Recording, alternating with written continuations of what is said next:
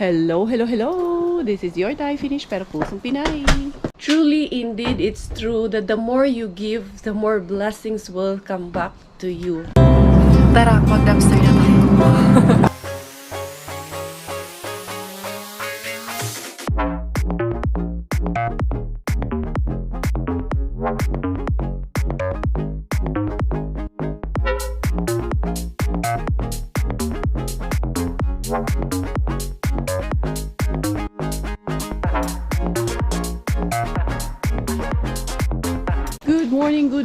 Good morning. Ito na naman ang noon ni Gloria. Gloria Diaz. Diara in the morning. Miggy is very energetic in the morning. Too much skimming, too much girgir. Too much talking in the morning. It's a chatterbox in the morning si Miggy. Ay nako. And today he will finally have his, where are you going? Ice skating. Ice skating because they are provided with the shoes already. My hands cut. Ay, yeah, your hands cut. Let's get it. Ay, naku. And your helmet is here in the car. Hindi siya rin nakaalala nung hands cut pala. Importante palang may hands cut. Hindi naman kasi ganun kalabig kaya hindi nag-hands cut. But, always forget. Every time we forget something. Why is it like this? Si Coco panggabi siya ngayon. Kahapon lang siya nagpaumaga for this week dahil nag-training siya. Nag-unsam ko ilang training kahapon. Nag-forklift man ata siya. Wait, where did you put it yesterday? Just get the lighter hands cut lang, anak. It's just here in front. Yeah. Hands cutty. Should you bring people in your bag? No need. This one is okay, but you might feel cold over there. Okay. That one or this one lang? This one lang. Is this mine? Or this one na lang? Huh. Yeah, that one. Check if it's two. Like sometimes if there's only one. You'll bring people, anak. There's two. You bring these people. I will put inside your bag. Kaksi? On? Mika pa iba tanan. Toros sa tayo. Ha? Tanan toros tayo? Oh, home na on? Perihan tayo. Mixi periantay? Ha? Who's coming? Gavin. Ha? Gavin is coming? Tara na. Ayun na, nakakuha na kami ng hands cut. Ayun, sinuot niya na. Be careful doon sa ha? Ice rink ha? Miggy, you use the there's a guide and then you can use the guide, okay? Just play carefully, okay? Okay. Yan, just make friends and just have fun. Just enjoy your day, okay? Yeah. And Mama and Pakukay, what's our secret? Mommy will. What's our secret? Mommy will. Huh? Pachucha is the best and Miggy. And Miggy and Pachucha is the best. That's our secret. But you already told Daddy. Ay, nako. Ano na? Ito ba'y puro kalokohan? Di na halata na mayroon tayong kulang. Para yatang wala na akong natutunan.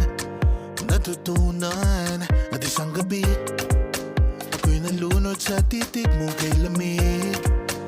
Kitang-kita na tayo'y nasasabi. Buntis arriba to the weekend bin na wala ang malaking basurahan. Wala na ang malaking basurahan ni weekend bin. Mukhang kinuha. Yan, ganun man yun. Pag i-dispose na yun, pag napuno na yung blue na yun, kukuhanin. Tapos babalik din yun mamaya-maya. I-dispose lang muna yun. Hindi yung mga boxes man yun ang laman noon. Pero dito tayo, dito man yung ating gusto. Hindi man yung boxes ang gusto natin. Sa atin, ipinapakilo man yun. 1, 2, 3. Uy, walang laman. Wala man tayo ayo ani inday. Diri po, wala po ayo. Wagid tayo ayo ani yung adlaw. Murag wagyud ni. Be, diri ta. 1, 2, 3. Wagyud po ni ayo inday. Mag-undang taan ng kalakiha. Sa main bin ngayon, pick upan ng basura ngayon doon. Main bin, tsaka kay Caberts at kay Rampage bin.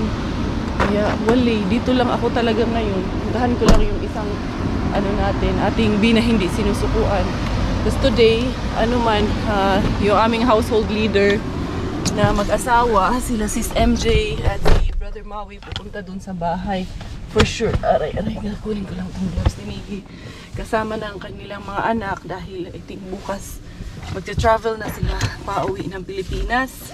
So, yun, di ko sure kung ngayon iiwanan yung sasakyan sa bahay or tomorrow na. So, yun, marami ding namang ganap ngayon dahil yung aming double deck, isi-set up din namin ni Robert this morning para okay na yung kwarto. Pero may trabaho yun si Robert ng alas 2. Kaya, for now, ituloy ko muna tong aking pang-aariba. Tingnan natin ang ating weekend bin. Kung unsa po ay hadaan ni ring dapita ni weekend bin. Of course, laki talaga ng noo ko. Sagli lang. Okay lang, malaki ang noo. Basta may laman. Importante. Kahit malaki yan, may laman. Kung laki yan, walang laman. Unsa nagay laman, ani? Bukog. Nagay laman, ani. Buto-buto ang laman niya. Hindi, dira-dira. Gitay, ayaw ani inday cars. Gay laman inday cars. Kita ani yung mangga na lamog. Andyan na naman yung manggang lamog. Mag-undang na lang kita ani. Matulog ka doon inday cars. Itulog mo na lang yan. Di kayo sige kag pangharbat. Bukya ka dahi. Kayo, bukya din kayo. Pare-pareho na tayong nabukya nito ngayong araw na to. Pero di bali. Mag-i-enjoy pa rin tayo sa vlog na to kahit mabukya tayo. Ay, hindi ni pwede. Kailangan i-enjoy natin to. Unsa man po ni klase na mushroom ni. Di, naon daw na ako. Unsa man ni? Noon pag ko kagets, anig, unsa ni siya. Umuro man nagkatong pop mushrooms. Ayun, oh. Mga buto-buto man nga mushrooms. Uwiin ko si Kongko M doon. Lambingin ko na lang si Kongko M doon. Kaya man taan niya, ni ayuan niya ito kalaki. May pa mag-set up ta atong double deck. Eto na ang Inday Karya na nabukya. Uwi na tayo dito. Ito ang ating kapaligiran ngayon. Meron ako nabasa sa comment na parang ang ganda ng place nyo. It gives you peace. It gives you calmness. The serenity of the surroundings is very peaceful. Yes, totoo po talaga yan. Very peaceful po dito sa amin. Sa surrounding, especially during at night, you will feel your peace talaga. As in, magkakaroon talaga ng peace of mind. Maganda yung pakiramdam mo. Maganda yung aura mo. Paglabas mo dito sa bahay namin, as in, parang parang very stress-free ka talaga.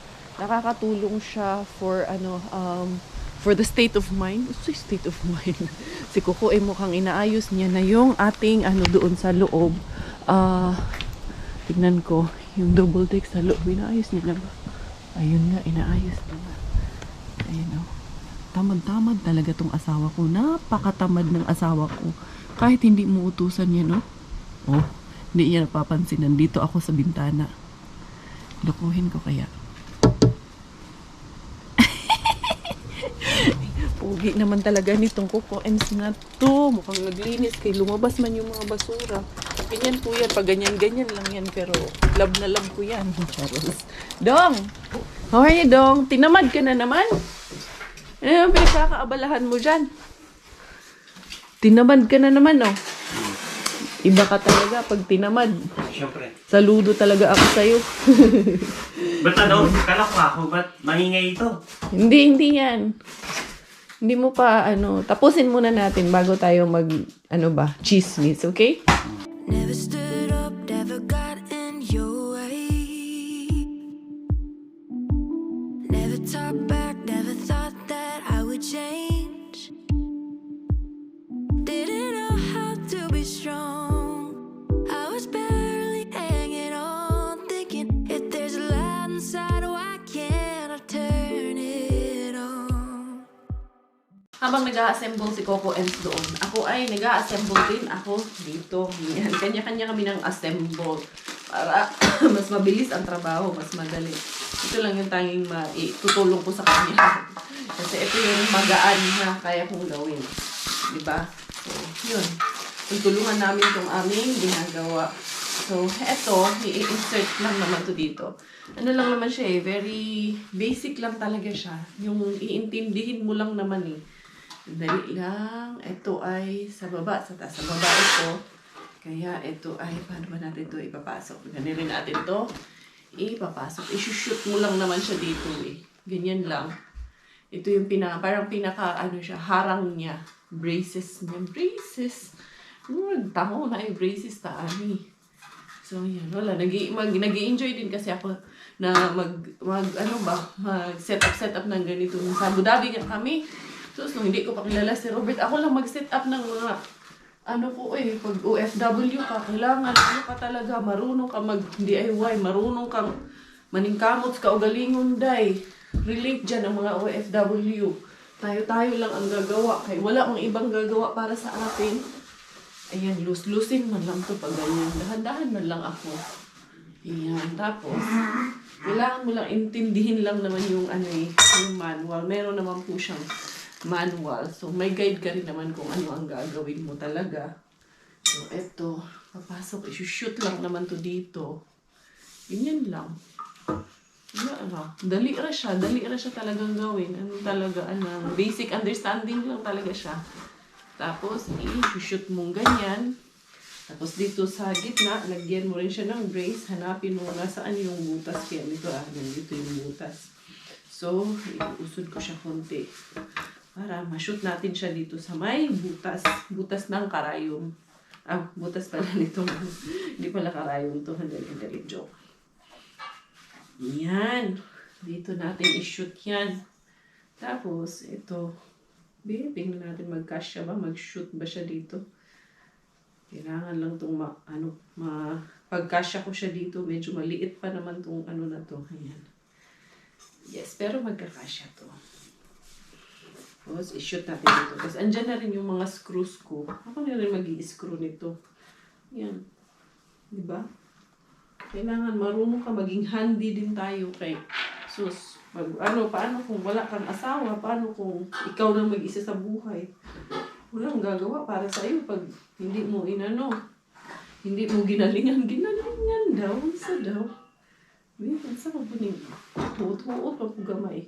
Ang cutest, day. Bisag hinay-hinay, day. Ay, nakabuo rin naman ako kahit papano. Pero, pahinga muna ako after nitong isang to, ha? Kay medyo nag-i-exert ka rin ng force. Kakapagod din siya. Dali, tapusin ko lang tong dalawa na lang namang i-screw ko dito. Si Coco Ems. Kumusta ka dyan, Dong? Okay ka ba sa all right? Hindi ka na nakapagsalita dyan, ha? Dong? Ito, sa gitna, medyo mahirap tong gitnang to, ha? Hirap, gilapin ng butas, ha? Madilim kasi. Uy, mahirap talaga tong gitna. Ayan, kasi medyo masikip na kasi yung natin, ng butas natin. I-try kong i-screw kung pwede na siya. Ayun, pwede na. Sumot din. Handy girl din to si Inday Caria. Hindi lang si Coco M ang handyman. Handy girl ka, day. Di ara. Kuan din. Kaariba din si Inday Caria, ako adiri. Hindi lang si Coco M. Para madali matapos yung trabaho, kailangan naming magtulungan dalawa. Kaya may pasok pa yan siya. Anong oras pasok mo da? 2:00? May pasok siya 2:00. Kaya ito, higpitan ko muna tong isang to. Pahinga muna ang pahinante ni Chokongkong dahil nagutom. Nagutom ako, nagluto ako ng pancake na tira ng ginawa namin ni Miggy. Dong? Busy ang aking boss, kaya hayaan ko lang yan siya dahil busy siya. Gusto daw niya kumain ng egg and noodles. Gagawa ko siya, ayaw man niya ng pancake. So ako ay magpa-pancake muna ang cutest day bago napagod ako kasi syempre mabigat din yung mag-screwing. May word ba na screwing? Paano ko muna to? Mamaya magluto na lang ako ng pansit para dun sa aking bisita mamaya. Ang update sa aming ginagawa, hindi siya matatapos today kasi hindi ko siya kayang dahil madali nga ako mapagod. Tsaka yung pag magpihit, kahit maganyan ka lang, nag-i-exert ng effort at ng force. At hindi ko kaya. Si Robert kailangan din mag-prepare kasi papasok na siya soon. So at least, na-ready na namin to. By tomorrow, matatapos na namin yan. So, bukas na yan. May enough time pa naman. Kasi nga itong isang to, may pasok. Di ka nagbra. Uy, kita yung jutongers mo dyan. I-charge ko muna yung aming mga accessories of the crime. Para bukas, may magagamit tayo. Pahinga muna ako saglit. Tapos, magpe-prepare ako ng lulutuin ko para sa ating bisita. Sila Brother Maui, pupunta pala sila Sis MJ today. Ayan, dahil alam nyo bakit sila pupunta. Kasi nga, halis sila punta Pilipinas bukas. Punta lang sila dahil ihahatid nila yun daw regalo nila sa amin para sa house blessing. Kasi wala sila dito. So, lutuan ko ng pansit. Meron malang tao dito na hinaharbat ko na cabbage. Ayan, may cabbage. May ako dito, may sitsaro. Lagyan ko yan. Lagyan ko nito. Isa pa man, ako'y celery. Tapos na ako'y may carrots din. Kaya marami man akong carrots kasi yung harbat ko na carrots. Ano man yun yan. Tapos meron pa dito. So, ayan ating isasahog yan. Meron pa nga kaming chicken na bigay nila Inday Giselle kagabi. Isahog ko rin kaya ayan. No? Pwede ko man yung himayin. Isahog ko sa sa aking pansit. Tapos lagyan ko ng konting hipon. Fights na ni. 2 o'clock na ng hapon. Nakatulog ako after ko namin kanina magkuratso ni Coco M. Kasi medyo napagod ako. As I told you naman sa mga vlogs ko. Mabilis akong mapagod right now. But it's okay. Tomorrow, 12 weeks naman na ako. So, congratulations, Itekaria and Pachuchay. We are on our 12 weeks. So, 3 months na po tayo tomorrow, ang aking tiyan. And yun, yung bisita ko, mamayang gabi pa pala, hindi this afternoon. So, dinner naman ang usapan. Kaya, ngayon ko lang prepare yung aking pansit. Magpapansit ako. Magdadala daw sila ng food, pagkain. So, pansit. And then, lugluluto din ako ng mga pork na nakuha ko nung nakaraan. Tignan ko kung anong magagawa ko dyan. Basta, I'll just prepare something na meron kami pagsasaluhan. And then, after ko dito maghiwa-hiwa, ko rin, si Miggy, susunduin ko na rin sa school. And yun, tuloy-tuloy lang. Pasensya at masyadong, medyo madaling mapagod talaga. But I know you all understand naman na ito talaga ang buhay ng buntis. All the mommies can understand. And at least we are thankful na tayo, binibiyayaan tayo ng Panginoon ng buhay na hindi natin inaasahan. Diba? Hindi lahat naman na binibigyan nito. But, yun, kami ay masaya dahil at least hindi mo inaasahan pero nandyan ibinibigay sa atin. Anyway, ito yung mga gulay. Tapusin ko lang. Sunduin ko muna si Miggy. Sorry, mukhang lutang sa inyong Inday Kare ngayon. Ano nga bang mga pinagsasabi ko? Kagigising ko lang, kakabaon ko lang. Naramdaman ko lang, si Robert umalis na, nagtrabaho. Naramdaman ko lang, hinalikan niya ako eh. Tapos, nagising ako, wala na siya dito sa bahay. Ganon siya. Iniwanan niya lang ako ng kiss, Cheros. Coco MC yan eh. Ganun naman po talaga ang asawa ko. Hindi naman lahat pinapakita namin talaga sa social media. Yung ginagawa namin 24/7. But sobrang thankful ako kay Lord dahil binigyan ako ng second chance na magkaroon ng asawa na hindi perfecto pero sa akin perfect na rin. Yan. Kasi hindi naman pwede nating hilingin ang perfect talaga. Ibigay sa'yo ang matipuno, tall, dark, and handsome. Hindi man, dili man, dark ang asawa ko. Man, tall, fair, and handsome man. Pero ang importante doon is napakabait, napaka-understanding sa lahat ng situation, sa lahat ng bagay. Minsan nga, mapapaisip ako, what have I done to deserve such a loving and a very responsible husband. Hindi nyo man, alam ko maraming nagko-question dyan na ikaw lang naman pumupuri sa asawa ko. Yes, pupuriin ko ang asawa ko hanggat gusto ko.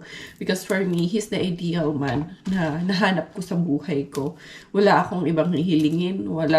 Kung meron mang akong ikakapintas kay Robert. Kasi lahat naman tayong asawa may ikakapintas. Meron din na maipipintas sa kanya. Ano ba?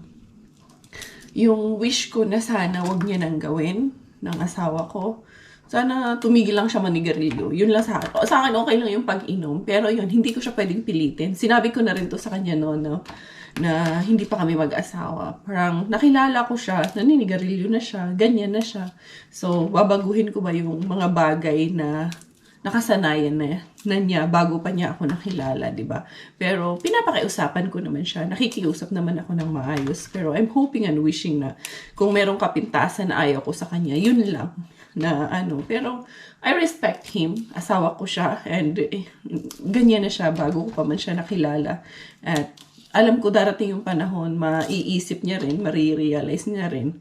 And I'm just hoping kasi may agreement sila ni Miggy na pag 7th birthday daw niya, sabi ni Miggy sa akin, Mami, Daddy promised me on my 7th birthday, mag-stop na daw siya mag-smoke. Yan. So, hopefully, yan. And ako lang, wini-wish ko lang din na sana magkatotoo kung ano yung usapan nila ni Miggy. Pero hindi ko pa rin siya, hindi ko siya pipilitin. I know it's a health risk at lagi kong nire-remind siya dyan kasi my father died of a lung cancer and vocal ako sa kanya, sinasabi ko rin yan sa kanya. Anyway, ba tayo napunta dito? Yun nga, yung kapintasan lang ng asawa ang sinasabi ko. Kasi nobody's perfect. Even myself, I know marami din akong kapintasan at meron din akong mga attitudes or characteristics na napipintas din ng asawa ko. Siguro hindi niya lang sinasabi sa akin. Pero I'm grateful and thankful at least. Hindi niya ako mapipintasan na mabaho ang kilikili, na may amoy ako. I'm sure hindi. I'm sure sasabihin ng asawa ko sa akin ang bango-bango ko. Yun lang. Joke lang yun ha.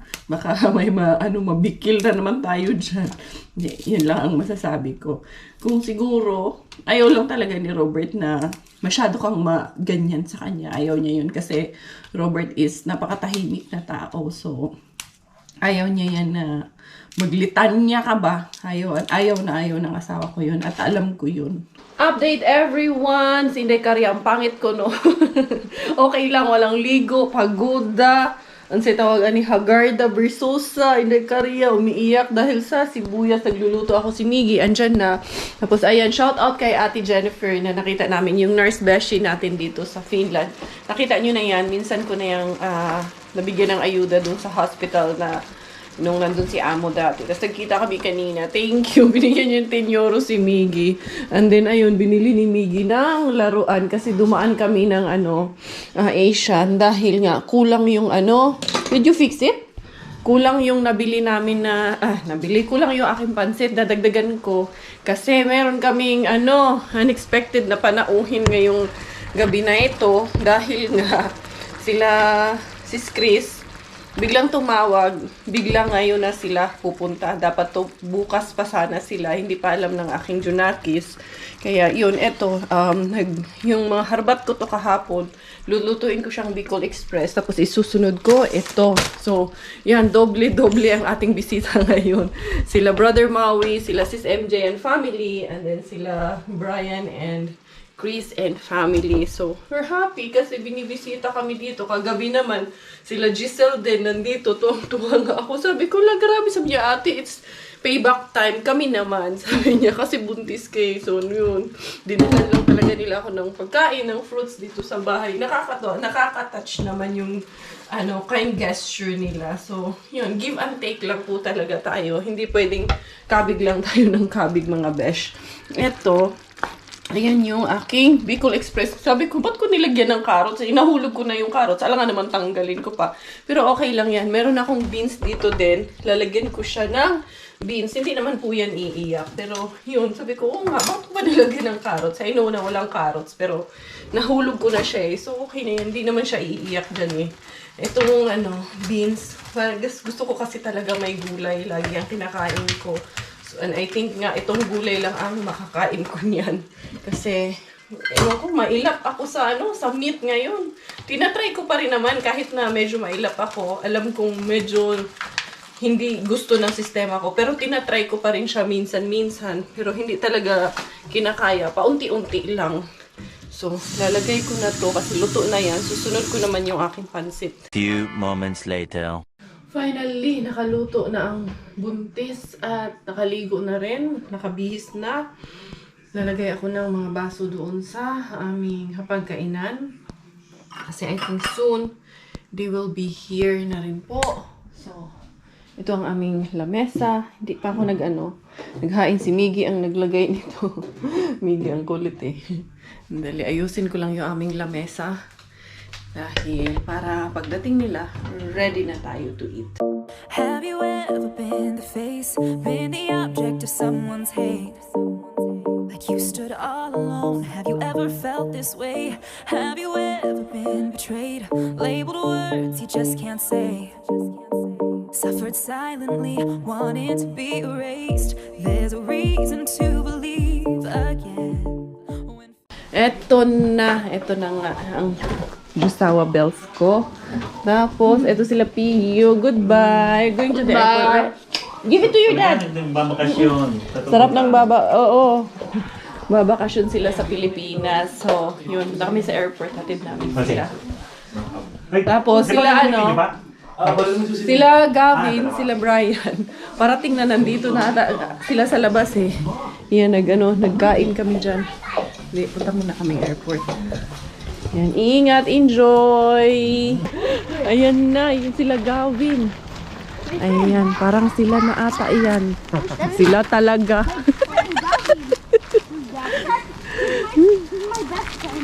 Huh? You introduce Pio to your friend. Hello!